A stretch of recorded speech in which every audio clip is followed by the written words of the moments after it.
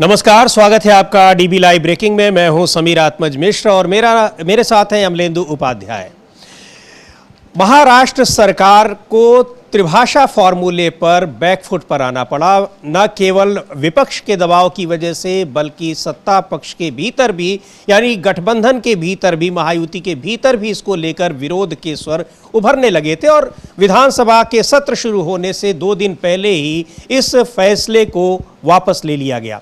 त्रिभाषा फॉर्मूले को लेकर दक्षिण भारत के तमाम राज्यों में जो नई शिक्षा नीति के तहत त्रिभाषा फॉर्मूला लागू किया जाना है, उसको दक्षिण भारत के राज्यों में विरोध लगातार हो रहा है। महाराष्ट्र सरकार ने जबरन उसको लागू करने की कोशिश की, लेकिन उसका विरोध हुआ और विरोध के बाद वो फैसला वापस लेना पड़ा। उसको लागू कर दिया गया था, लेकिन अपने उस अध्यादेश को वापस लेना पड़ा।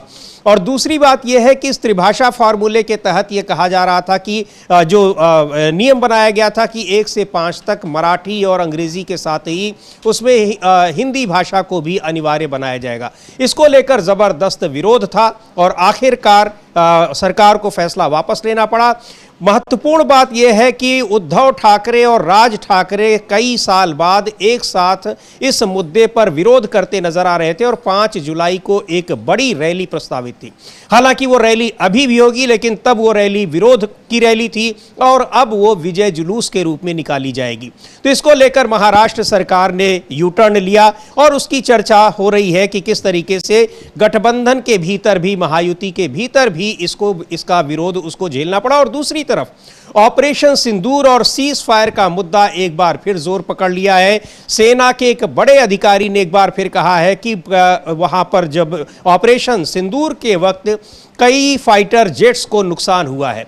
कितने फाइटर जेट्स उसमें नष्ट हुए हैं उसकी सूचना नहीं दी है, लेकिन नुकसान की बात कही है और विपक्ष ने फिर सरकार को घेरा है कि आखिर इस नुकसान की बात को सरकार छिपा क्यों रही है। सेना के कैप्टन ने इंडोनेशिया में एक इंटरव्यू के दौरान बताया कि किस तरीके से भारत के जो फाइटर जेट्स हैं, यानी लड़ाकू विमान हैं, उनको नुकसान हुआ है। और उन्होंने ये भी कहा कि वहाँ सैन्य ठिकानों पर हमला करने की पूरी तैयारी थी, रणनीति थी सेना की, वायुसेना की, लेकिन सरकार ने ऐसा करने से रोक दिया और अपनी रणनीति बदलनी पड़ी। बड़ा एक खुलासा किया है जिसको लेकर विपक्ष हमलावर है। इस पर भी चर्चा करेंगे, लेकिन पहले बात करते हैं महाराष्ट्र की। महाराष्ट्र सरकार आखिर क्यों इस मुद्दे पर बैकफुट पर आई है और यू टर्न उसको लेना पड़ा है, जबकि बहुत ही आक्रामक तरीके से विरोध पहले भी हो रहा था, लेकिन उसने इसको लागू कर दिया त्रिभाषा फॉर्मूले को और आखिरकार फिर यू टर्न लेना पड़ा कुछ ही दिनों के बाद। और मुख्यमंत्री देवेंद्र फडणवीस ये कह रहे हैं कि जब उद्धव ठाकरे मुख्यमंत्री थे तो खुद उन्होंने त्रिभाषा फॉर्मूले को लागू करने का फैसला ले लिया था, लेकिन अब वो विरोध कर रहे हैं। तो उस पर भी एक पलटवार किया है उद्धव ठाकरे के गुट की तरफ से, शिवसेना की तरफ से। लेकिन बड़ा सवाल यह है कि क्या महायुति गठबंधन के भीतर सब कुछ ठीक नहीं चल रहा है, क्योंकि अजीत पवार भी विपक्ष के सुर में सुर मिलाते दिख रहे थे। अमलेंदु जी। हाँ बिल्कुल, अजीत पवार विपक्ष के सुर में सुर मिलाते दिख रहे थे और जिस तरीके से उद्धव ठाकरे और राज ठाकरे एकजुट हुए, इससे कान खड़े हो गए समीर जी बीजेपी के। और चूंकि बीएमसी का चुनाव नजदीक है तो असल में मुख्य मुद्दा जो बीजेपी को लगता है कि अगर उद्धव ठाकरे और राज ठाकरे एकजुट हो गए तो बीएमसी चुनाव में भारतीय जनता पार्टी के हाथ के तोते उड़ जाएंगे। तो ये देखते हुए बीजेपी ने एकदम से पलटी मारी है और यू टर्न एकदम बीजेपी से लिया है। हालांकि ये यू टर्न सरकार पहले भी बन चुकी है, तमाम मुद्दों पर यू टर्न लेती रही है महायुति सरकार और एनडीए की सरकार, लेकिन जिस तरीके से उद्धव ठाकरे और राज ठाकरे एकजुट हुए और उसके बाद जो दोनों के एकजुट होने पर जिस तरीके से एमएनएस और उद्धव ठाकरे की शिवसेना की तरफ से कहा गया कि ठाकरे ब्रदर्स ब्रांड हैं, ठाकरे ब्रदर्स रॉक करते हैं, जब इस तरीके की सब चीज़ें पोस्टर शुरू हो गए तो बीजेपी के कान खड़े हुए कि अगर ठाकरे ब्रदर्स एक हो गए तो बीजेपी महाराष्ट्र में टिक कहाँ पाएगी फिर इसको लेकर। और दूसरा, जिस तरीके से उद्धव ठाकरे ने इस पे मोर्चा संभाला, उन्होंने साफ उन्होंने कहा कि भाई देवेंद्र फडणवीस जो हैं वो ठीक है संघ के स्वयंसेवक हैं, लेकिन मराठी के विरोधी क्यों हो गए हैं। तो यानी जो भारतीय जनता पार्टी और आरएसएस का हिंदी हिंदू हिंदुस्तान का नारा है वो महाराष्ट्र में नहीं चलेगा, ये साफ तौर पर मोर्चा बनता हुआ नजर आया और इसलिए बीजेपी को पैर पीछे खींचने पड़े। जी, तो सुनते हैं एक बार क्या कहा है उद्धव ठाकरे ने, और इसको लेकर जो जैसा अमलेंदु जी बता रहे हैं कि सबसे बड़ा जो मुद्दा था वो ये था कि उद्धव ठाकरे और राज ठाकरे इस मुद्दे पर एकजुट थे और साथ में मिलकर विरोध प्रदर्शन करने वाले थे 5 जुलाई को। लेकिन उसके और कल से यहाँ महाराष्ट्र विधानसभा का सत्र भी शुरू हो रहा है। इन सब को देखते हुए चूंकि विधानसभा में भी जबरदस्त विरोध का सामना करना पड़ता मुख्यमंत्री देवेंद्र फडणवीस को और सरकार को, लेकिन उसके पहले ही ये फैसला वापस ले लिया गया। उद्धव ठाकरे को सुनते हैं क्या कहा है उन्होंने, और जाहिर सी बात है कि अब उद्धव ठाकरे और राज ठाकरे इसको अपनी जीत बता रहे हैं, क्योंकि जो सबसे बड़ा डर था, खौफ था सरकार को, वो इन दोनों का एक साथ विरोध प्रदर्शन करना ही था। वही फैसला महाराष्ट्र सरकार को यू टर्न लेने पर उस फैसले ने बाध्य किया है। उद्धव ठाकरे को सुनते हैं। पहले ये मुझे बताइए कि मुख्यमंत्री मराठी भाषा के विरोधी क्यों है? मुख्यमंत्री मराठी भाषा की विरोधी है, ये मेरा आरोप है। जाओ उनको बताओ। इसके अलावा जो समिति नरेंद्र यादव की रखी हुई नहीं, इतनी जोर जबरदस्ती करने की आवश्यकता क्यों? अब बाकी सारे विषय है, अपने यहाँ काश्तकार आत्महत्या कर रहे हैं, बाकी रोज ही विषय, कल से अधिवेशन शुरू होने जा रहे हैं, सत्र शुरू होने जा रहा है, तो बाकी के विषय उस पर बात करो ना। आप मराठी के पीछे क्यों पड़े? मराठी के बारे में आपके मन में इतना जहर क्यों है? मुख्यमंत्री तो मराठी के विरोधी है, या शायद मैं ऐसा कहूं तो गलत नहीं होगा कि महाराष्ट्र के जो द्रोही है या महाराष्ट्र के जो शत्रु कहना थोड़ा शायद ज्यादा होगा, लेकिन उनके ये गुलाम है क्या? ये बड़ा आरोप लगाया है उद्धव ठाकरे ने कि ये देवेंद्र फडणवीस मराठी हैं, मराठी भाषा का विरोध कर रहे हैं, लेकिन अपनी मर्जी से नहीं कर रहे हैं। सीधे उन्होंने आरोप लगा दिया है केंद्रीय नेतृत्व पे कि उनके दबाव में यहाँ वो हिंदी को लागू कर रहे थे और मराठी भाषा के विरोध में थे। ये बात कही और उन्होंने उस अध्यादेश की कॉपी को भी जला दिया। उद्धव ठाकरे ने जबरदस्त नाराजगी दिख रही थी विपक्ष में, खास तौर पर उद्धव ठाकरे और राज ठाकरे जिस तरह से इसका विरोध कर रहे थे, और को लेकर एक बड़े प्रदर्शन की तैयारी थी 5 जुलाई को। इधर कल से महाराष्ट्र का विधानसभा का सत्र भी शुरू हो रहा है। इन सारी चीजों को देखते हुए 1-2 दिन पहले ही सरकार ने अपने इस विवादित फैसले को वापस ले लिया। विवादित इस संदर्भ में था कि पूरा का पूरा विपक्ष उसका विरोध कर रहा था महाराष्ट्र में त्रिभाषा फॉर्मूले का। हाँ समझिए, त्रिभाषा फॉर्मूले का पूरा विपक्ष विरोध कर रहा था और इसको भारतीय जनता पार्टी वहां लागू कर रही थी, आदेश दिया जा चुका था।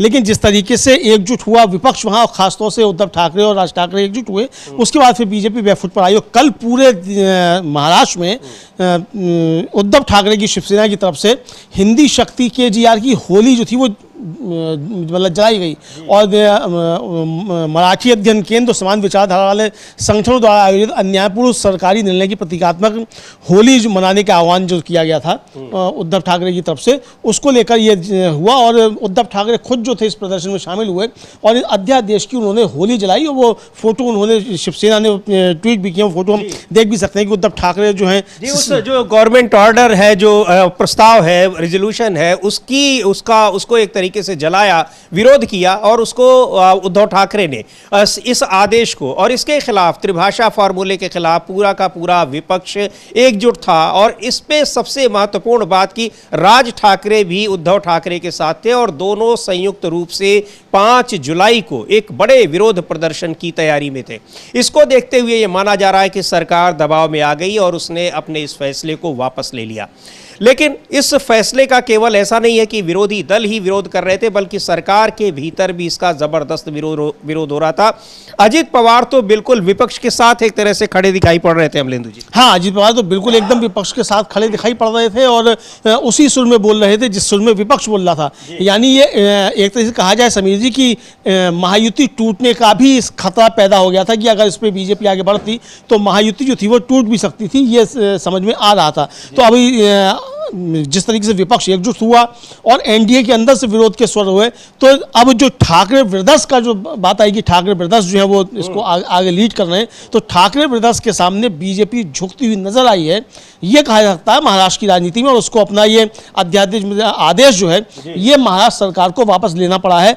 तो आखिर क्या वजह रही कि अब ये तो कारण बताया नहीं कि अब जैसे देवेंद्र फडणवीस कह रहे हैं कि साहब पहले वो जो थे वो उद्धव ठाकरे वो इसका समर्थन कर रहे थे, वो लेके वो खुद लाने वाले थे।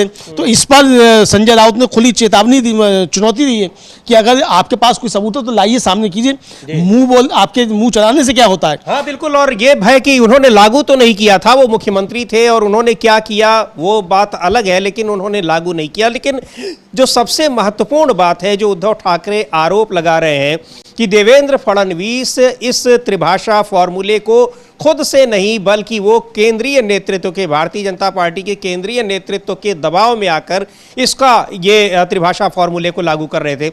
और ये विवाद एक बार फिर आ गया, जो विपक्ष खासतौर पर शिवसेना इस मुद्दे को उठाती रही है कि पूरे महाराष्ट्र की राजनीति और महाराष्ट्र की अर्थव्यवस्था वो गुजरात के लोगों के जरिए चलती है और गुजरात पर आधारित है। वो मुद्दा भी एक बार फिर उभर कर सामने आ गया है उद्धव ठाकरे के इस आरोप के बाद।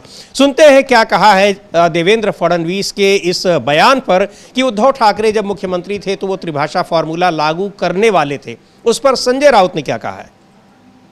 जनता पार्टी की एक नेशनल पॉलिसी है झूठ बोलने की। वो नेशनल पॉलिसी जो है, राष्ट्रीय धोरण, तो यही धोरण के साथ महाराष्ट्र में लोग काम कर रहे हैं, झूठ बोल रहे हैं। अरे भाई, उद्धव ठाकरे जी ने कोई एक रिपोर्ट बनाया है माशेलकर कमेटी का, तो सामने लाइए ना। हम बार बार बोल रहे हैं कि आप कार्यक्रम है, आप सामने लाइए। एक कमेटी का रिपोर्ट सामने आया है, वो कैबिनेट में रखा है, क्या चर्चा नहीं हो सकती? आपने हिंदी जबरदस्ती के बारे में, हिंदी सख्ती के बारे में कैबिनेट में चर्चा की है ना, इसलिए की है कि वो नेशनल पॉलिसी है। अगर कोई नेशनल पॉलिसी राज्य के सामने आती है तो उसके ऊपर चर्चा करना जरूरी होता है। देवेंद्र फडणवीस 3 बार मुख्यमंत्री बन गए, क्या उनको इतना भी नॉलेज नहीं है?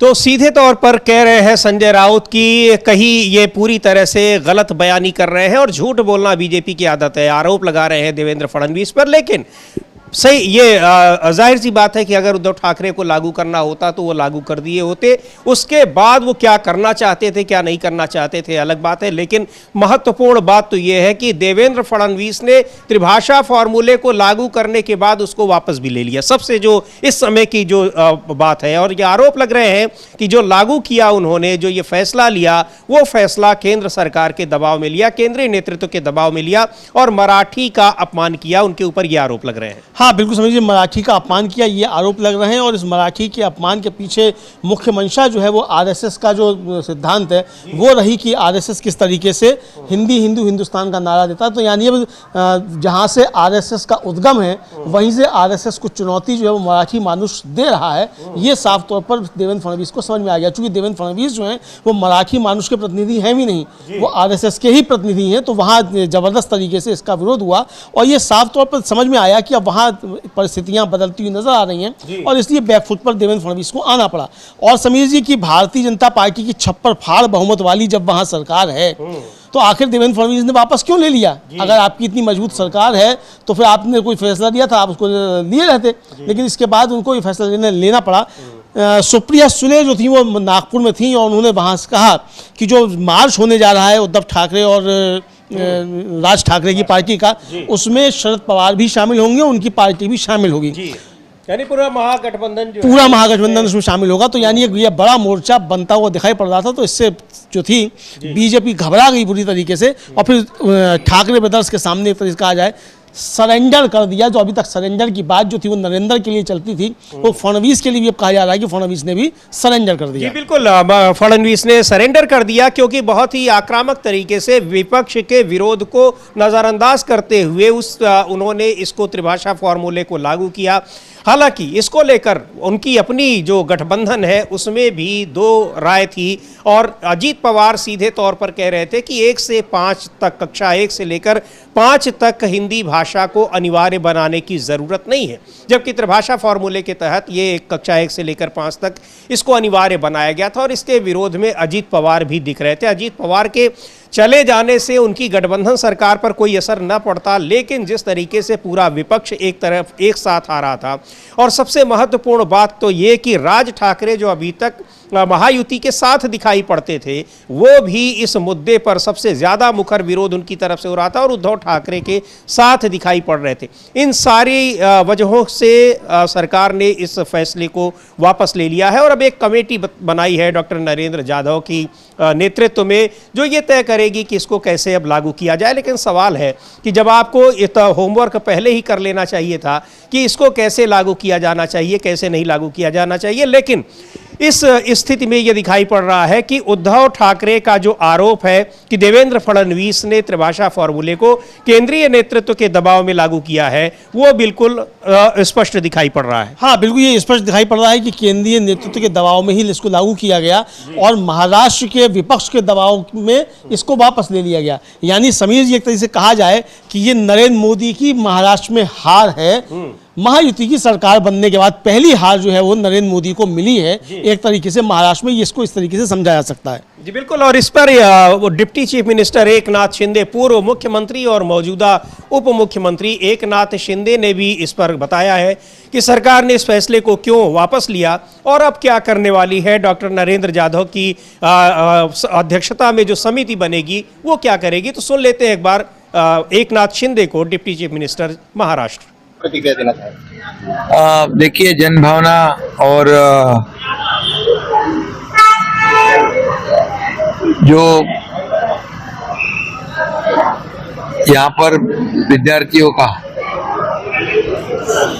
त्रिभाषी सूत्र जो है वो आज उसको स्थगित किया है और हमारे दोनों जीआर को रद्द किया है। लेकिन एक जो कमेटी है हमारे डॉक्टर नरेंद्र जाधव इनके अध्यक्षता में, वो इसमें पूरी स्टडी करेगा और अपनी रिपोर्ट पेश करेगी।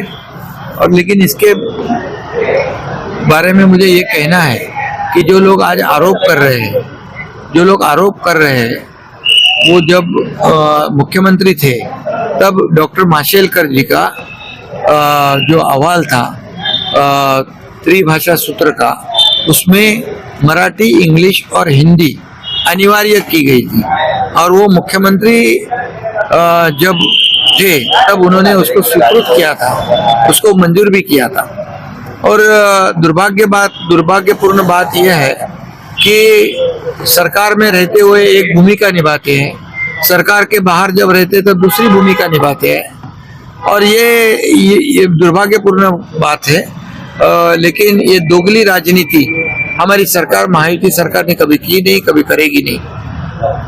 हमारे शिक्षा मंत्री दादा भुसे जी ने कई लोगों से बातचीत की ताकि कई जिन्होंने इस निर्णय पे आक्षेप लिए थे, कई लोगों ने कुछ सुझाव दिए थे, उनसे भी बातचीत की थी। और हमारे शिवसेना की भूमिका पहले से रही है, मराठी मानुष की भूमिका, मराठी के लिए हमारे हिंदू हृदय सम्राट बाला साहब ठाकरे जी ने मराठी अस्मिता के लिए शिवसेना की शुरुआत की और इसलिए मराठी हमने जो है कंपलसरी की थी, मराठी अनिवार्य की थी, लेकिन हिंदी अनिवार्य नहीं थी। इसके बावजूद जो राजनीति सिर्फ और सिर्फ चुनाव को सामने रखकर जिन्होंने की, उनको आज उनका जो असली चेहरा है वो लोगों के सामने आ गया है। ताकि वो जब मुख्यमंत्री थे तभी डॉक्टर माशेलकर जी की कमेटी का जो रिपोर्ट था उन्होंने स्वीकृत कर दिया, उसको मान्यता दी। और वही जब मुख्यमंत्री नहीं है, विरोधी पक्ष में है, तब हमारी सरकार को बदनाम करते। तो ये वही बात कह रहे हैं कि जब उद्धव ठाकरे मुख्यमंत्री थे तो उन्होंने भी इसको लागू करने की तैयारी की थी, लेकिन अब महाराष्ट्र में देवेंद्र फडणवीस सरकार ने लागू किया, लेकिन उसको त्रिभाषा फॉर्मूले को लागू करने के बाद ही वापस भी लेना पड़ा विपक्ष के दबाव के कारण, विपक्ष के विरोध के कारण। और विपक्ष ही नहीं बल्कि सत्तारूढ़ गठबंधन में भी इसको लेकर किस तरीके से विरोध हो रहा था और कैसे इसके खिलाफ प्रदर्शन हो रहे थे। और सबसे बड़ी बात ये कि कल से महाराष्ट्र में विधानसभा का सत्र शुरू होना है, उस विरोध का सामना करना पड़ता सदन के भीतर भी। और दूसरी ओर 5 जुलाई को एक बड़ी रैली निकालने की तैयारी में थे उद्धव ठाकरे और राज ठाकरे, जिसमें महाविकास अघाड़ी के भी तमाम वहां पर दूसरे जो पार्टियां हैं वो भी थी, यानी पूरा का पूरा विपक्षी गठबंधन उसके साथ में आ रहा था उस प्रदर्शन में, जिसकी वजह से सरकार ने ये फैसला वापस ले लिया। तो एक बड़ा यू टर्न इसको कहा जाएगा महाराष्ट्र सरकार का। गठबंधन जब से बना है, यानी गठबंधन की सरकार, नई सरकार जब से बनी है, तब से लगातार किन्हीं न किन्हीं मुद्दों पर वहां पर विरोध, आपसी जो मतभेद हैं वो सामने दिखाई पड़ रहे हैं। और इस बार उस मतभेद की वजह से एक बड़ा फैसला सरकार को अपना वापस लेना पड़ा। हाँ बिल्कुल, ये बड़ा फैसला समीर जी, और ये इस तरह से कहा जाए कि सैद्धांतिक जो तौर पर जो वैचारिकी है भारतीय जनता पार्टी की,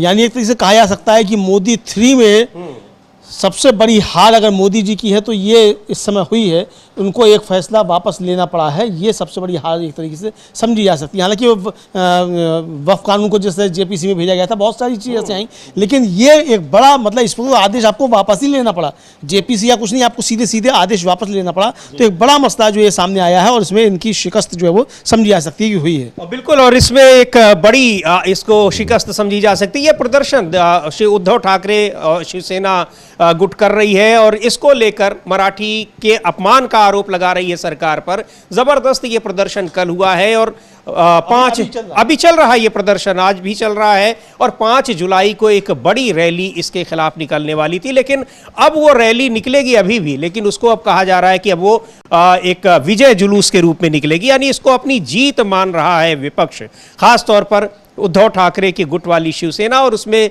जो विपक्षी गठबंधन की दूसरी पार्टियां हैं वो भी इसमें शामिल हैं। तो एक बड़ा एक मुद्दा है जिसको लेकर महाराष्ट्र की सरकार घिरी थी, और इसमें सीधे तौर पर केंद्र की सरकार घिरी नजर आ रही है, क्योंकि उद्धव ठाकरे का आरोप है कि देवेंद्र फडणवीस का ये फैसला नहीं था, ये केंद्र सरकार के दबाव में लिया गया फैसला था जो मराठी भाषा और महाराष्ट्र के खिलाफ था। तो उस पर यू टर्न लिया है, ये एक बड़ी खबर है। लेकिन और कई मुद्दे हैं जिस पर केंद्र सरकार घिरी नजर आ रही है, लेकिन उस पर बातचीत को तैयार नहीं हो रही है। सबसे महत्वपूर्ण मसला उसमें ऑपरेशन सिंदूर और सीज फायर है। सीज फायर को लेकर अमेरिका के राष्ट्रपति डोनाल्ड ट्रंप लगातार ये बात दोहरा रहे हैं, 20 बार अब तक दोहरा चुके हैं कि उन्होंने भारत और पाकिस्तान के बीच युद्ध विराम कराया, लेकिन भारत सरकार उसको न तो मान रही है और न ही उसका खंडन कर रही है। कोई एक करारा जवाब अब तक डोनाल्ड ट्रंप को नहीं दिया गया है। और इधर ऑपरेशन सिंदूर के समय भारतीय सेना को कितने फाइटर जेट्स का यानी लड़ाकू विमानों का नुकसान हुआ है, वो मुद्दा एक बार फिर गर्म हो गया है। इंडोनेशिया में जो एक वायुसेना के अधिकारी हैं, उन्होंने एक इंटरव्यू में ये बात दोहराई जो इससे पहले CDS अनिल चौहान ने जो बात दोहराई थी कि नुकसान हुआ है। विपक्ष का कहना है कि आखिर इस नुकसान की बात भारत सरकार क्यों नहीं कह रही है। कैप्टन शिव कुमार, उन्होंने ये जो बात कही है, उनका कहना है कि सरकार ने रोक दिया, और वरना भारतीय वायुसेना की तैयारी ये थी कि वो पाकिस्तान के सैन्य ठिकानों पर हमला करे, क्योंकि उन सैन्य ठिकानों की वजह से आतंकी ठिकानों को मदद मिल रही थी। तो एक बड़ा बहुत एक गंभीर मुद्दा है जो अब सामने आया है हम लोग जी, और उसको लेकर कांग्रेस पार्टी ने फिर से बयान जारी किया है। पवन खेड़ा ने कई आरोप लगाए हैं, कुछ आरोप वही हैं जो तब से सवाल पूछे जा रहे हैं कि कितना नुकसान हुआ, उस नुकसान को क्यों छिपाया जा रहा है। प्रधानमंत्री भी उसकी बात नहीं कर रहे हैं, रक्षा मंत्री सीधे तौर पर उसको खारिज कर रहे हैं।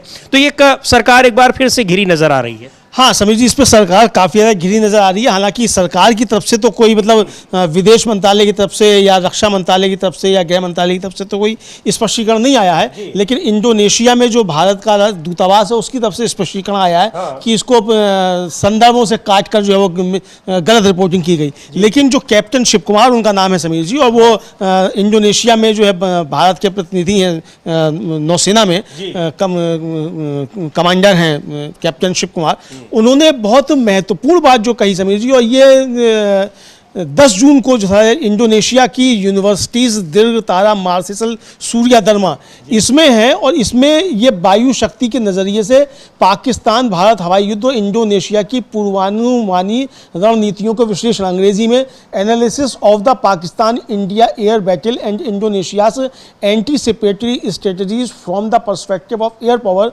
इस विषय पर एक सेमिनार आयोजित किया गया था। और उस सेमिनार में कैप्टन IN शिव कुमार जो थे उन्होंने लगभग 35 मिनट का अपना प्रस्तुतिकरण दिया। लगभग 5 घंटे ये सेमिनार चला, और उस 35 मिनट के इस प्रस्तुतिकरण में कैप्टन शिव कुमार ने बहुत सारी चीज़ें रखी वहाँ, और उन सारी चीज़ों में उन्होंने शहबाज शरीफ का बयान भी सुनाया कि भाई भारत ने किस तरीके से नुकसान पहुँचाया नूर खां एयरवेज को, ये भी उन्होंने सुनवाया। आसिम मुनीर का वक्तव्य जो था कि दुराष्ट्र सिद्धांत पे जो था वो भी उन्होंने सुनवाया कि ये जो थे वो दुराष्ट्र सिद्धांत की बात करते थे, भारत एक राष्ट्र सिद्धांत पे बात करता है। यानी जो सरकार की और एक समाजवादी धर्मनिरपेक्ष भारत की जो सिद्धांत है उसी को उन्होंने रखते हुए सारी अपनी बातें कही। लेकिन इस बीच जो उन्होंने एक बात कही, असल में जो इंडोनेशिया के वक्ता थे उनसे पहले, उन्होंने ये कहा कि इसमें भारत को काफ़ी ज़्यादा नुकसान हुआ, कई विमान उसमें गिरे भारत के, और पाकिस्तान ने एक तरीके से उस पर बढ़त ले ली थी। इस पर उन्होंने आपत्ति जताई, हालांकि कैप्टन शिव कुमार ने उन्होंने कहा कि हम इंडोनेशिया के जो हमारे पूर्ववक्ता हैं उनसे हम सहमत नहीं हैं, लेकिन हाँ ये जरूर है कि हमने कुछ विमान खोए, यानी नुकसान हुआ, लेकिन जितना वो दावा कर रहे हैं उतना नहीं हुआ। लेकिन वो नुकसान क्यों हुआ इसको उन्होंने वहाँ विस्तार से बताया, वो महत्वपूर्ण है समीर जी। और उन्होंने कहा कि पहले हमारे जो स्केच था, मतलब हमने तैयारी की थी, उसमें था कि हम पाकिस्तान के हवाई अड्डों पे जो सैन्य अड्डे उन पर हमला करेंगे, लेकिन भारत के राजनीतिक नेतृत्व ने दबाव डाला कि ये नहीं करना है। समझिए आप, ये साफ तौर पर उन्होंने कहा कि भारत के राजनीतिक नेतृत्व ने दबाव डाला कि पाकिस्तान के सैन्य अड्डों पे हमला नहीं करना है। और समीर जी यहीं पर आकर वो जो जयशंकर का वक्तव्य आ रहा था कि हमने पाकिस्तान को पहले बता दिया था, पहले ही बता दिया था कि हम जो वहां ठिकाने करेंगे और सैन्य उस पर हमले नहीं करेंगे। अब इसकी पुष्टि एक तरीके से कैप्टन शिव कुमार के इस वक्तव्य से हो गई, और उन्होंने कहा कि भारत के राजनीतिक नेतृत्व के इस आदेश की वजह से हमको नुकसान हुआ, हमारे जहाज जो गिरे वो इस वजह से गिरे, ये उनका कहना है। और फिर ये भी कहा कि जब गिरे तब फिर हमने हमला तेज किया। ये कहा कि सवाल ये नहीं कि हमारे कितने गिरे, और यही बात CDS ने भी कही थी कि सवाल ये नहीं कि हमारे कितने गिरे, लेकिन ये कि हमने उसका जब जवाब दिया वो क्या था। तो ये शिव कुमार ने बताया कि इसके बाद हमने राजनीतिक नेतृत्व की नहीं सुनी और हमने फिर हमला किया पाकिस्तान पे, तो पाकिस्तान को नुकसान हुआ। और फिर उन्होंने शहबाज शरीफ का वो बयान भी सुनवाया जिसमें शहबाज शरीफ कह रहे हैं कि हाँ उनके सैन्य अड्डों को नुकसान हुआ भारत के हमले में। तो ये बात सामने निकलकर समीर जी आई, तो यानी ये बात महत्वपूर्ण है कि जो आरोप लग रहे थे कि सरकार जो है वो छुपा रही है चीजें, और संसद का विशेष सत्र इसलिए नहीं बुलाया जा रहा, सर्वदलीय बैठक में प्रधानमंत्री नहीं आ रहे हैं, ये जो विपक्ष आरोप लगा रहा था, इसके समर्थन में एक तरीके से कहा जाए ये उनका वक्तव्य जो है वो आता नजर आता है। जी बिल्कुल, इसमें यह साफ दिख रहा है कि किस तरह से जो सेना का नुकसान हुआ है, कई फाइटर जेट्स उसमें हमले में नष्ट हुए हैं, उस नुकसान को छिपाने की कोशिश की जा रही है। और जब सवाल पूछा जा रहा है तो विरोधी दलों को उस पर घेरा जा रहा है, घेरने की कोशिश की जा रही है। हालांकि घिरी सरकार है क्योंकि बहुत सारी चीजें छिपाई जा रही हैं। सीज फायर क्यों किया गया उसको छिपाया जा रहा है, सेना को कितना नुकसान हुआ वो छिपाया जा रहा है। और अचानक जब सेना वहां पर आतंकी ठिकानों को नष्ट कर रही थी, उसको रोकने के पीछे क्या कारण थे, किसका दबाव था, बहुत सारे सवाल हैं। और पवन खेड़ा ने एक बार फिर उस पर सवाल उठाए। जी कुछ कहना चाह रहे हैं? ये कहना चाहूँ समीर जी, इससे और आगे बढ़ के भी उन्होंने शिव कुमार ने कहा, और जो स्पष्ट उन्होंने कहा, जो उसको सुना भी आ सकता है क्योंकि वो कॉपीराइट का मसला हो जाएगा, हम उसको सुनवा नहीं सकते हैं, यूनिवर्सिटी का अपना कार्यक्रम है वो। और उन्होंने कहा कि मोदी सरकार के स्पष्ट निर्देश थे कि भारतीय वायुसेना पाकिस्तानी सैन्य प्रतिष्ठानों या उनकी वायु सुरक्षा प्रणालियों पर हमला नहीं करेगी। इस रणनीति का उद्देश्य परमाणु संघर्ष को टालना था। मानो पाकिस्तान भी ऐसी संयम की नीति अपनाएगा, लेकिन वास्तविकता इसके उलट रही। पाकिस्तान ने भारत के विमानों को निशाना बनाया और भारत को विमानन हानि उठानी पड़ी। यानी कि जो विमान गिरे वो मोदी सरकार की नीति की वजह से गिरे कि आपको पाकिस्तान के सैन्य अड्डों पर हमला नहीं करना है। एक तब तो कहा गया था कि हमने सेना को खुली छूट दे दी है, ये सब खबरें आ रही थी। खुद प्रधानमंत्री ने कई बार कहा खुली छूट दे दी, बाद में भी कहा कि हमने सेना को खुली छूट दे दी थी। लेकिन सेना को खुली छूट कहाँ थी? सेना के तो हाथ बंधे हुए, रोका जा रहा था, रोका जा रहा था और सीज फायर भी कर दिया गया बिना सेना की सहमति के, सीज फायर की घोषणा कर दी गई। तो इसको लेकर बहुत सारे सवाल उठाए और इसी पर पवन खेड़ा जो कांग्रेस के प्रवक्ता हैं उन्होंने सवाल उठाए। तो देखते हैं क्या लिखा है। एक लंबा चौड़ा ट्वीट किया है पवन खेड़ा ने और कई सवाल उठाए हैं। ये सवाल लगातार कांग्रेस पार्टी उठा रही है। पवन खेड़ा लिखते हैं कि मोदी सरकार ने शुरू से ही देश को गुमराह किया है। ऑपरेशन सिंदूर के दौरान विमानों के नुकसान का खुलासा करने में सरकार विफल रही। 6 और 7 मई को DG air ops air marshal Avdhesh Kumar Bharti द्वारा ब्रीफिंग के दौरान हवाई युद्ध में हुए नुकसान का परोक्ष उल्लेख किया गया था, जब उन्होंने कहा हम युद्ध की स्थिति में हैं और नुकसान युद्ध का एक हिस्सा है।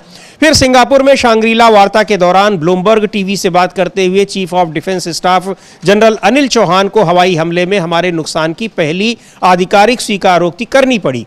और अब कैप्टन शिव कुमार द्वारा किए गए एक और चौंकाने वाले खुलासे में यह सामने आया है कि भारतीय वायुसेना ने 7 मई 2025 की रात को पाकिस्तान के आतंकवाद से जुड़े स्थलों को निशाना बनाने के दौरान लड़ाकू विमानों को पाकिस्तान के हाथों खो दिया, केवल राजनीतिक नेतृत्व द्वारा दी गई बाध्यता के कारण। ये मोदी सरकार, विशेष रूप से रक्षा मंत्री राजनाथ सिंह पर सीधा आरोप है। कोई आश्चर्य नहीं कि वे संसद के विशेष सत्र की हमारी मांग को महामारी की तरह टाल रहे हैं। वो जानते हैं कि उन्होंने राष्ट्रीय सुरक्षा से समझौता किया है और वे इस बात से डरे हुए हैं कि कांग्रेस पार्टी भारत के लोगों के सामने क्या उजागर करेगी। तो ये एक लंबा चौड़ा उन्होंने ट्वीट किया है और अपने आरोप दोहराए हैं और ये कहा है कि सरकार किस तरीके से देश की सुरक्षा को संकट में डाल रही है और उससे जुड़े तमाम तथ्यों को छिपा रही है। किस तरीके से दूसरे देश दबाव डालकर सेना के मनोबल को कम कर रहे हैं, ये आरोप लग रहे हैं कांग्रेस पार्टी की ओर से, विपक्ष की ओर से। और इसी वजह से सरकार ना तो सर्वदलीय बैठक बुला रही है और ना ही उसने संसद का विशेष सत्र बुलाने की विपक्ष की मांग को स्वीकार किया। हालांकि अब जब 22 जुलाई से संसद का मानसून सत्र शुरू होगा अमलेंदु जी, तो उसको में अब ये पता लगेगा कि सरकार के सामने जो संकट वो टालना चाह रही थी वो संकट और ज्यादा मजबूती से उसके सामने दिखाई पड़ेगा। बिल्कुल समझिए, चूंकि 23 जुलाई से जो सत्र होना है उससे पहले इतने ज्यादा खुलासे हो चुके होंगे और अब तो अभी तक सीटीएस बोले थे, हालांकि उस सीटीएस भी थोड़ा सा लुक छिपकर बोले थे, मतलब बचाकर बोले थे, लेकिन कैप्टन शिव कुमार तो जो है उन्होंने एकदम साफ तौर पर कह दिया है कि भारत के राजनीतिक नेतृत्व ने यह फैसला किया कि हमको हमला नहीं करना है। इससे ज्यादा स्पष्ट और कोई सेना का अफसर कह ही नहीं सकता। और अब जो सफाई दी जा रही है वो इंडोनेशिया में जो भारत के दूतावास है उसकी तरफ से सफाई दी जा रही है। ये कहा जा रहा है उसकी तरफ से कि कैप्टन शिव कुमार के वक्तव्य को संदर्भ से हटाकर तोड़ मोड़ कर प्रस्तुत किया गया, जबकि उनका मूल उद्देश्य भारतीय सशस्त्र बलों की लोकतांत्रिक व्यवस्था के तहत नागरिक नेतृत्व के प्रति प्रतिबद्धता और ऑपरेशन सिंदूर की रणनीति को रेखांकित करना था। बिल्कुल सही बात है। यही तो कह ही रहे वो यही तो कह रहे हैं। वो कह रहे हैं कि भाई जो नेतृत्व ने कहा रुक जाना है तो सेना अपने आप नहीं कोई फैसला ले सकती, रुक गई सेना। तो प्रधानमंत्री इसका उल्लंघन तो प्रधानमंत्री ही कर रहे हैं कि हमने खुली छूट दी, यानी हम सेना के ऊपर छोड़ दे रहे हैं कि उसको क्या करना है। उनका ये कहना था यानी बेनकाब प्रधानमंत्री हुए हैं कि आपने सेना को खुली छूट नहीं दी थी। यह है और देनी भी नहीं चाहिए। हम भी इसके पक्षधर हैं कि सेना को खुली छूट नहीं देनी चाहिए। राजनीतिक नेतृत्व ही तय करेगा कि किस दूर तक जाना है, कहां तक जाना है और क्या कितनी सैन्य रणनीति अपनाई जानी चाहिए। लेकिन हमारा राजनीतिक नेतृत्व मजबूत तो हो। अगर इस तरीके का कमजोर राजनीतिक नेतृत्व होगा जो ट्रंप के कहने से सीज फायर कर देता हो, 18 बार ट्रंप कह चुके और अब तक हमारे प्रधानमंत्री के मुंह से ट्रंप का टी नहीं निकला है, अब तक माई डियर फ्रेंड का नाम अब तक नहीं निकला है अब तक। तो अगर इस तरीके का कमजोर नेतृत्व होगा तो सवाल उठेंगे। तो सवाल सेना के ऊपर नहीं है, सवाल तो उठ रहे हैं प्रधानमंत्री के ऊपर और भारतीय जनता पार्टी की सरकार के ऊपर। और जो सेना के अफसर कह रहे हैं वो भी एक तरीके से सरकार के ऊपर ये सवाल हैं। हालांकि वो सवाल नहीं उठा रहे हैं, वो तो बात यही कह रहे हैं कि भाई हमको जो आदेश मिला नेतृत्व की तरफ से उसका हमने पालन किया और ये होना भी चाहिए, फिर हम कहेंगे। ये पाकिस्तान नहीं है कि आसिम मुनीर जो है वो शहबाज शरीफ को डायरेक्ट डिक्टेट करेगा। बिल्कुल, और बिना सरकार के से पूछे और वो चले जाएंगे अमेरिका के साथ डिनर करने राष्ट्रपति के हाँ, साथ। यहाँ ऐसा नहीं हो सकता कि नरेंद्र मोदी नहीं जाए और अनिल चौहान जो जाके ट्रंप के साथ दावत करने लग जाए। तो ये पाकिस्तान नहीं है। तो ये बिल्कुल अच्छी बात है, लेकिन ये इस अच्छी बात के बीच जो महत्वपूर्ण बात है और जो खराब बात है वो ये है कि हमारा राजनीतिक नेतृत्व तो कमजोर है, और 78 सालों में इतना कमजोर प्रधानमंत्री और इतनी कमजोर सरकार कभी नहीं थी जितनी इस समय देखने को मिल रही जी है। बिल्कुल, और वो जो दूतावास इंडोनेशिया में, भारतीय दूतावास की ओर से कहा गया है कि जो उन्होंने रिपोर्ट्स को खारिज किया है और ये कहा है कि कैप्टन शिव कुमार के हालिया सेमिनार में दिए गए बयान को गलत संदर्भ में पेश किया गया है। दूतावास का ये भी कहना है कि भारतीय सेना पूरी तरह से नागरिक नेतृत्व के अधीन काम करती है, जो भारतीय लोकतंत्र का एक महत्वपूर्ण स्तंभ है। बयान में यह भी स्पष्ट किया गया है कि कैप्टन शिव कुमार द्वारा अन्य देशों का उल्लेख केवल तुलनात्मक उद्देश्य से किया गया था और उसका आशय किसी देश की आलोचना करना नहीं था। दूतावास ने यह संकेत भी दिया है कि ऑपरेशन सिंदूर और सेमिनार की अन्य प्रमुख बातों से संबंधित अधिक जानकारी आने वाले दिनों में सार्वजनिक की जा सकती है।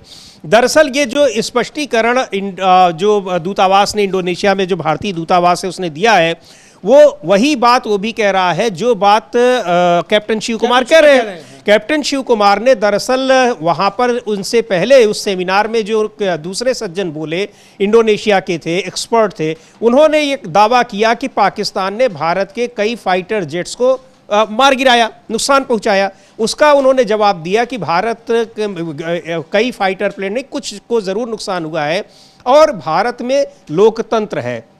यहाँ जो राजनीतिक नेतृत्व होता है, यानी चुनी हुई जो सरकार होती है, वो फैसला लेती है कि सेना को क्या करना है और उसी के अनुसार हम लोग वहाँ पर पाकिस्तान में सैन्य ठिकानों को नष्ट करने की तैयारी में थे, लेकिन राजनीतिक नेतृत्व ने मना कर दिया। बिल्कुल वही बात वो चीज़ कर रहे हैं। तो स्पष्टीकरण में भी कोई ऐसी बात नहीं है जो उनसे उसके खिलाफ जाती हो, और यही बात हो, यही सवाल तो पूछा भी जा रहा है प्रधानमंत्री से कि आखिर क्यों मना किया गया, सेना के मनोबल को क्यों कमजोर किया गया। और बाहर प्रधानमंत्री कह रहे हैं कि हमने सेना को खुली छूट दे रखी थी कि आप जो मन हो वो कर लो। हाँ, तो यहाँ तो ये साफ हो गया ना कि खुली छूट नहीं थी सेना को। और समझ में भी आता है कि जब सीज फायर की घोषणा हुई तो डोनाल्ड ट्रंप ने पहले घोषणा कर दी, उसके आधे घंटे बाद यहाँ से आ रही है सूचना, और ये कहा गया कि सब पाकिस्तान के जीजीएमओ ने जो था वो कहा उनको उस पर किया गया। पाकिस्तान के जीजीएमओ ने किया, आपने उस पर कर क्यों दिया? फिर अब सवाल ये भी उठता है, आपकी ही बात मान ली जाए कि पाकिस्तान के जीजीएमओ ने आपसे कहा कि भाई हम सीज फायर करने, मतलब हम सीज फायर करना चाहते हैं, सीज फायर कर दीजिए। तो जब हमारे युद्ध छेड़ा थोड़ी था, आप तो आतंकी ठिकानों को नष्ट कर रहे थे। तो आप क्यों रुक गए? तो सवाल ये कि आपका क्या, जैसा कि जयशंकर की बात को ही मान लिया जाए कि हमने पाकिस्तान को बता दिया था कि हम आतंकी ठिकानों पे हमले करेंगे, तो क्या सारे आतंकी आपने ठिकाने ध्वस्त कर दिए थे जो आप रुक गए? तो अब सवाल ये उठता है, तो यानी जो तर्क दिए जा रहे हैं सरकार की तरफ से, उसमें भी सरकार घिरती हुई ही नजर आती है। विपक्ष जिन सवालों को लेकर घिर रहा है तो उसमें से ये सरकार घिरती हुई नजर आती है कि ऑपरेशन सिंदूर के तहत कहीं ना कहीं ऐसा लगता है विपक्ष के आरोपों को देखते हुए कि देश के साथ और सेना के साथ, दोनों के साथ कोई छल जो है वो राजनीतिक नेतृत्व ने किया है, ऐसा विपक्ष का आरोप है। जी बिल्कुल, ऐसा विपक्ष का आरोप है और बार बार ये इन आरोपों की पुष्टि होती दिखाई पड़ रही है। और सेना के भीतर सेना के सर्वोच्च अधिकारी खुद सीडीएस अनिल चौहान इस बात को स्वीकार कर चुके हैं कि नुकसान हुआ है। सरकार कह रही है कोई नुकसान नहीं हुआ है, रक्षा मंत्री कह रहे हैं कोई नुकसान नहीं हुआ है।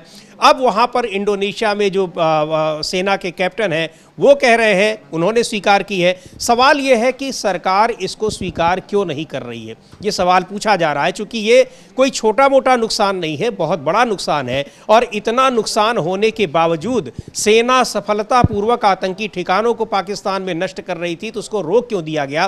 किसके दबाव में सीज फायर किया गया? ये भी स्पष्ट हो गया है कि किसके दबाव में किया गया। वो जिसके दबाव में किया गया वो अब तक 20 बार कह चुका है डोनाल्ड ट्रंप, और हम उसका खंडन नहीं कर रहे हैं। तो आखिर इन सारी चीज़ों को सरकार क्यों छिपा रही है? इसके पीछे उसकी क्या मंशा है?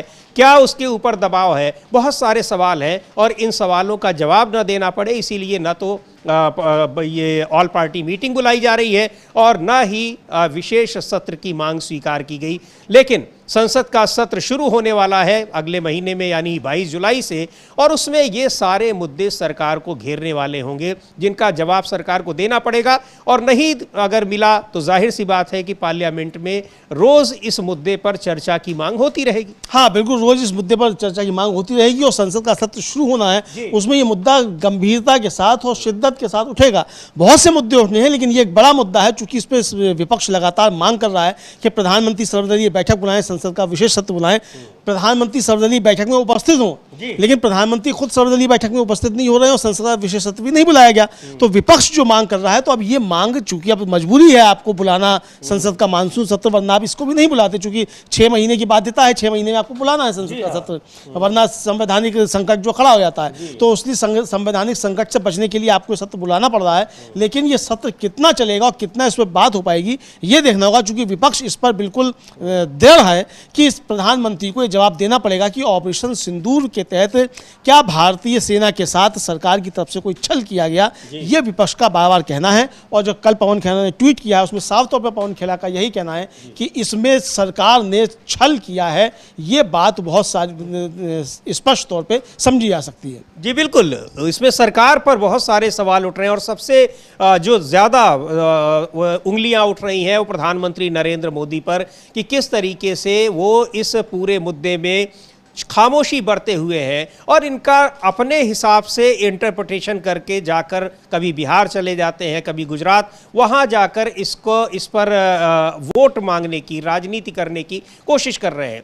और इन सारी चीज़ों को देखते हुए अब कैसे 25 जून को इमरजेंसी की 50 साल पूरे होने को सरकार उसको प्रचारित कर रही है काले एक अध्याय के रूप में। लेकिन यहाँ जो तुरंत तात्कालिक मुद्दा है कि इस युद्ध में जो सीज फायर किया गया, जिसमें भारतीय सेना पाकिस्तान में आतंकी ठिकानों को नष्ट कर रही थी, जिन आतंकी ठिकानों की वजह से यहाँ पर अटैक हुआ है पहलगाम में, उसमें कई लोगों की जान चली गई, उस पर उसको क्यों रोकना पड़ गया, क्या दबाव रहा? सेना के अधिकारियों की ओर से बार बार इस पर बयान आ रहे हैं कि उनको रोकना पड़ा, उन्होंने नुकसान हुआ है, उस नुकसान की वजह से उन्होंने अपने हमले तेज किए हैं, लेकिन अचानक जब वो वहाँ पर आगे बढ़ रहे थे तो उनको रोका गया। ये सारे सवाल हैं जो सरकार को घेरे हुए हैं, लेकिन सरकार खामोश है और सरकार इस पर जवाब देने से बच रही है। लेकिन बड़ा सवाल यह है कि आखिर कब तक बचती रहेगी? कभी न कभी तो जवाब देना ही पड़ेगा। हाँ बिल्कुल, कभी ना कभी जवाब देना पड़ेगा और संसद का जो सत्र आ रहा है उसमें जवाब तो देना ही पड़ेगा।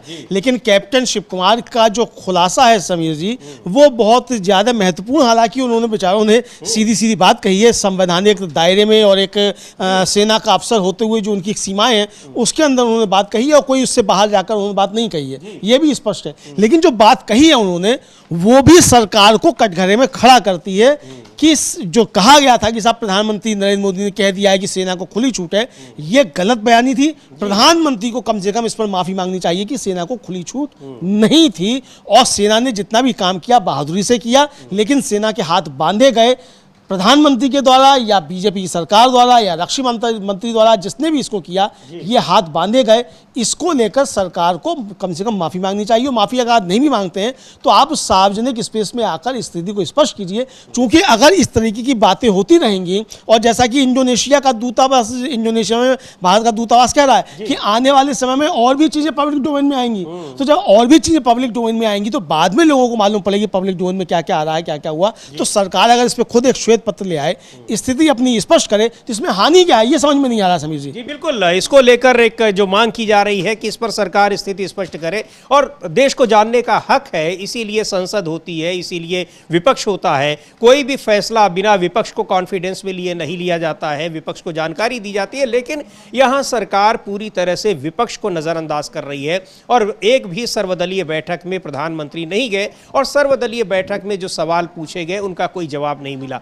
ये सवाल बार बार पूछा जा रहा है कि आखिर क्या नुकसान हुआ है और सबसे महत्वपूर्ण सवाल यह है कि सीज फायर के लिए सरकार क्यों तैयार हो गई उस समय जबकि सेना आतंकी ठिकानों को नष्ट कर रही थी। तो अब ये कैप्टन शिव कुमार ने जिस तरह की बात कही है, एक तरह से उन्होंने दोहराया है उस चीज़ को, लेकिन नई बात इसमें यह है कि उन्होंने कहा कि राजनीतिक नेतृत्व ने पाकिस्तान के सैन्य ठिकानों पर हमला करने से मना कर दिया। अब क्यों मना कर दिया, ये बहुत बड़ा सवाल है, लेकिन मना करने की वजह से ही हमको अपने काफ़ी नुकसान हुआ। और इन नुकसान में जो सबसे महत्वपूर्ण नुकसान माना जा रहा है वो माना जा रहा है कि 3 कम से कम जो राफेल विमान है वो नष्ट हुए हैं और कुछ और दूसरे जेट विमान मिग नष्ट हुए हैं। इस तरह से 5-6 जो फाइटर जेट्स हैं उनके नुकसान की बातें सामने आ रही।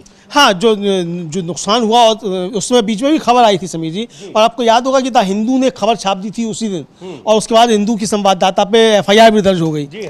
और उसके बाद फिर अब अगर उस समय आपने फिर FIR दर्ज क्यों की? अब सवाल ये उठता है कि ये समझा जा सकता है कि उस समय चूंकि संकट की स्थिति थी, उस समय इस तरह की खबरें नहीं आनी चाहिए थी, सेना का मनोबल गिरता, राष्ट्र का मनोबल गिरता, ये सारी बातें हो सकती हैं, लेकिन FIR कम से कम आपको दर्ज नहीं करानी चाहिए थी उस समय। ये इस पर सवाल उठ सकते हैं। ये हो सकता है चूंकि आपने सरकार ने निर्देश जारी किया था कि भाई आप लाइव रिपोर्टिंग मत कीजिए, इस तरह की चीज़ें थी। और ये बिल्कुल सही है कि ऐसे समय में इस तरह की खबरों को प्रसारित नहीं करना चाहिए जिससे राष्ट्र का मनोबल गिरे या सेना का मनोबल गिरे। एक तरीके से ये सही है, बिल्कुल सही है। हम लोगों ने भी उस समय कोई सवाल नहीं उठाया था, बल्कि लगातार सरकार को समर्थन ही दिया और सेना की हर बात का समर्थन किया। पूरा विपक्ष साथ में, यही तो सबसे बड़ा सवाल है कि जिस समय पूरा विपक्ष साथ में है, पूरा देश साथ में है, उस समय अचानक आप सीज फायर क्यों कर रहे हैं? ये उस समय यही सवाल उठ रहा था। इसीलिए सवाल उठे कि जब पूरा देश आपके साथ खड़ा हुआ था तो आपने उस समय सीज फायर क्यों किया? तो अब जो खुलासा हुआ है, जो सेना के एक बड़े अफसर के द्वारा जो बात कही गई है, और संवैधानिक दायरे में रहते हुए और सेवा नियमावली जो है उसके दायरे में रहते हुए जो बात कही गई है, उससे सब सवाल जो है वो सरकार के ऊपर खड़े होते हैं। सरकार को इस पर अपना स्पष्टीकरण निश्चित तौर पर देना चाहिए, वरना ये शक के बादल जो हैं वो और ज़्यादा गहरे होते चले जाएंगे। समीर जी, जी बिल्कुल, इससे बहुत संदेह है और बहुत सारे सवाल उठ रहे हैं। और अमेरिका के राष्ट्रपति डोनाल्ड ट्रंप तो बार बार दोहरा रहे हैं और लग रहा है कि वो इसका शतक पूरा करने वाले हैं। अब तक 20 बार उन्होंने दोहराया इस बात को कि उन्होंने पाकिस्तान और भारत के बीच सीज फायर करवाया, यानी ऑपरेशन सिंदूर को रुकवाने में मदद की। और ये भी कहते हैं कि उन्होंने डर दिखा दिया व्यापार का। हालांकि इस बीच में जो भारत के विदेश मंत्री है S जयशंकर, वो जाने वाले हैं अमेरिका, आज जाने वाले हैं, वहां पर क्वाड की बैठक में हिस्सा लेंगे। अब देखना यह है कि वहां पर जाकर क्या विदेश मंत्री वहां सार्वजनिक मंच पर अमेरिका में डोनाल्ड ट्रंप के बयान का खंडन करते हैं कि नहीं। बहुत महत्वपूर्ण होगा ये देखना। हाँ बिल्कुल, बहुत महत्वपूर्ण होगा। और S जयशंकर साहब वहाँ क्या बोलकर आते हैं इस पर भी काफ़ी ज़्यादा नजर रखनी होगी, क्योंकि S जयशंकर साहब कह चुके हैं पहले कि चीन जो है बड़ी अर्थव्यवस्था है, उससे हम नहीं लड़ सकते। अब कह देंगे कि अमेरिका बहुत बड़ा जो है देश है, उससे हम नहीं लड़ सकते, इसलिए डोनाल्ड ट्रंप कुछ भी कहते रहे हम उसको स्वीकार कर लेंगे। क्या इस तरह की कोई बात कहते हैं नहीं कहते हैं? कह ही चुके कि हमने पाकिस्तान को बता दिया था, ये सब कह चुके हैं। तो अब देखना ये कि S जयशंकर साहब पे सबकी निगाहें रहेंगी कि S जयशंकर साहब वहां जाकर बोलते क्या हैं, इस पर सबकी निगाहें टिकी रहेंगी। जी बिल्कुल, इस पर निगाहें टिकी रहेंगी। और क्या किस तरीके से वहां पर क्या डोनाल्ड ट्रंप जो दावा कर रहे हैं उसका वो खंडन करेंगे कि नहीं करेंगे। हालांकि डोनाल्ड ट्रंप तमाम दावे कर रहे हैं, ईरान और इसराइल के बीच युद्ध रुकवाने का भी दावा कर रहे हैं, और ये भी दावा कर रहे हैं कि ईरान में उन्होंने परमाणु ठिकानों को तहस नहस कर दिया। लेकिन न तो ईरान उसको स्वीकार कर रहा है और न ही अंतर्राष्ट्रीय परमाणु ऊर्जा एजेंसी उसको स्वीकार कर रही है। और यहाँ तक कि उनके अपने रक्षा मंत्रालय पेंटागन ने भी मना कर दिया कि कोई नुकसान हुआ है ईरान को। तो डोनाल्ड ट्रंप अपने बयानों की वजह से खुद एक कह लीजिए कि हास्यास्पद उनके बयान होते चले जा रहे हैं, लेकिन वो अपने हर बयान को दोहरा रहे हैं। हाँ, अपने हर बयान को दोहरा रहे हैं और बार बार 18 बार अब तक वो कह चुके हैं कि मैंने सीज फायर कराया। और अब की तो साफ साफ उन्होंने कह दिया कि मैंने नरेंद्र मोदी से क्या 20, अब तो 20 हो गए हैं, 2 बार और अभी उन्होंने 2 बार कह दिया। और बीच में तो साफ साफ कह दिया प्रधानमंत्री नरेंद्र मोदी का नाम लेकर कि मैंने उनसे कहा कि बंद करो ये सीज फायर करो, वरना मैं ट्रेड डील खत्म कर दूंगा। और फिर कहा कि अब बहुत अच्छी जो है हम डील करने जा रहे हैं। अब इस पर भी सवाल उठ रहे हैं कि ट्रंप जब कह रहे हैं कि बहुत अच्छी डील करने जा रहे हैं, तो वो डील क्या है, आखिर सरकार क्यों नहीं बता रही है? समीर जी, जी बिल्कुल, वो सरकार उसको क्यों नहीं बता रही है और सरकार से तमाम सवाल पूछे जा रहे हैं। और जिस तरह से सेना के बड़े अधिकारी बार बार ये बयान दे रहे हैं कि क्या कुछ हुआ है, आखिर सरकार उन चीज़ों को क्यों नहीं बता रही है। और जिस तरीके के सेना के अधिकारियों के बयान आए, उससे ये भी लग रहा है कि सेना के ऊपर किस तरह का दबाव रहा, सरकार का दबाव रहा। और उस समय वो दबाव रहा जब वो वहाँ पर एक सफलतापूर्वक वहाँ आतंकी ठिकानों को नष्ट कर रही थी। और एक इसमें कुछ और आप जिक्र करना चाहते हैं शायद न्यायमूर्ति उज्ज्वल भुयान के किसी बयान का? हाँ समझिए, अभी एक खबर आई है और खबर ये है कि सुप्रीम कोर्ट के पूर्व न्यायाधीश जस्टिस अभय एसवोका जो हैं वो रिटायर हो चुके, तो उनके सम्मान में महाराष्ट्र गोवा बार काउंसिल ने एक विदाई समारोह आयोजित किया और उसमें सुप्रीम कोर्ट के जो सिटिंग जज हैं जस्टिस उज्जवल भुइयां, उन्होंने जो है वो बहुत बड़ी बात कही और उन्होंने ये कहा है कि हमें और अधिक साहसी न्यायाधीशों की आवश्यकता है, तभी संविधान जीवित रहेगा। आप मतलब फिर से गौर कीजिए, संविधान का मुद्दा आ रहा है, सुप्रीम कोर्ट के जजों की ओर से यह मुद्दा आ रहा है। सुप्रीम कोर्ट के जजों की ओर से आ रहा है, सिटिंग जज की ओर से आ रहा है कि यानी इसका मतलब समीर जी जो लगातार विपक्ष कह रहा है कि संविधान को खतरा है, और जिस तरीके से अभी आरएसएस के जो कार्यवाह हैं दत्तात्रेय होस बोले, उन्होंने कहा कि संविधान से धर्मनिरपेक्षता और समाजवाद शब्द को हटा दिया है, उसके बाद बहस हुई। हालांकि इस पे दूसरे मसले पे उन्होंने बात की, लेकिन संविधान पे खतरे को उन्होंने साफ तौर पर किया है और उन्होंने कहा जैसे साफ तौर पे जस्टिस उज्जवल भुइयां ने कि जैसा कि कैरोलिन कैनेडी ने कहा था, हमें और अधिक साहसी और न्यायाधीशों की आवश्यकता है।